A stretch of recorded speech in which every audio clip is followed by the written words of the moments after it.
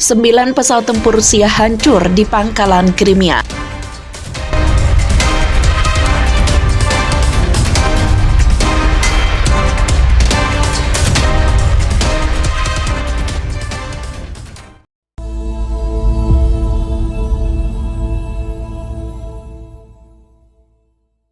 Angkatan Udara Ukraina mengatakan pada Rabu 10 Agustus 2022, 9 pesawat tempur Rusia hancur dalam ledakan besar di sebuah pangkalan udara di Crimea. Moskow membantah ada pesawat yang rusak dalam ledakan atau ada serangan yang terjadi pada Selasa 9 Agustus 2022.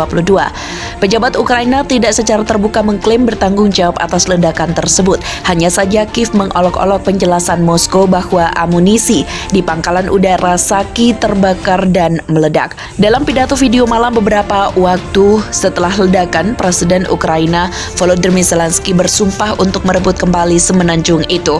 Perang Rusia melawan Ukraina dan melawan serangan Eropa yang merdeka dimulai dengan Crimea dan harus diakhiri dengan Crimea, yaitu pembebasannya, katanya. Meski awalnya menyangkal kehancuran pesawat tempur, pihak berwenang Rusia sehari berikutnya berusaha untuk mengecilkan ledakan itu. Moskow mengatakan semua hotel dan pantai tidak terpengaruh di semenanjung yang merupakan tujuan wisata populer bagi banyak orang Rusia. Ledakan yang menewaskan 1 orang dan melukai 13 orang diklaim membuat para turis melarikan diri dengan panik saat gumpalan asap membumbung di atas garis pantai terdekat. Mereka merobohkan jendela dan menyebabkan kerusakan lain di beberapa gedung apartemen.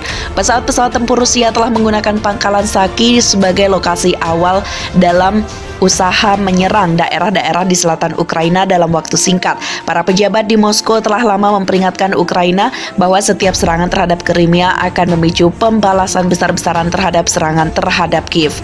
Jejaring media sosial Ukraina dihebohkan dengan spekulasi bahwa rudal jarak jauh yang ditembakkan Ukraina menghantam pangkalan itu. Penasehat Presiden Ukraina Oleksiy Aristovich dengan samar mengatakan ledakan itu disebabkan oleh senjata jarak jauh buatan Ukraina atau pekerjaan milisi yang beroperasi di Crimea.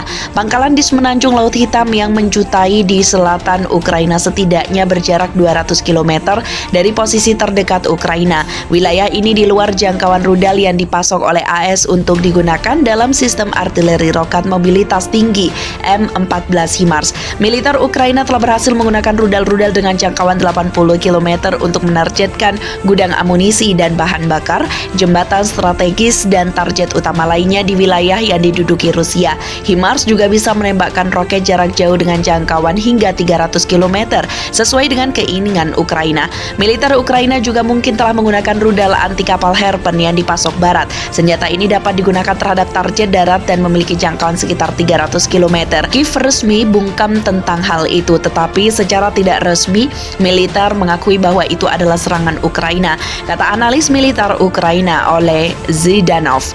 Pasukan-pasukan Ukraina bertanggung jawab atas ledakan di pangkalan udara Crimea. Itu akan menjadi serangan besar pertama yang diketahui di situs militer Rusia yang dicaplok Istana Kremlin pada 2014. Sebuah ledakan kecil bulan lalu di markas armada Laut Hitam Rusia di pelabuhan Sevastopol di Crimea disalahkan atas sabotase Ukraina yang menggunakan drone darurat. Selama perang, Rusia telah melaporkan banyak kebakaran dan ledakan di tempat penyimpanan amunisi di wilayahnya dekat perbatasan Ukraina. Rusia menyalahkan beberapa dari insiden itu pada serangan Ukraina. Pihak berwenang Ukraina sebagian besar tetap diam tentang insiden tersebut.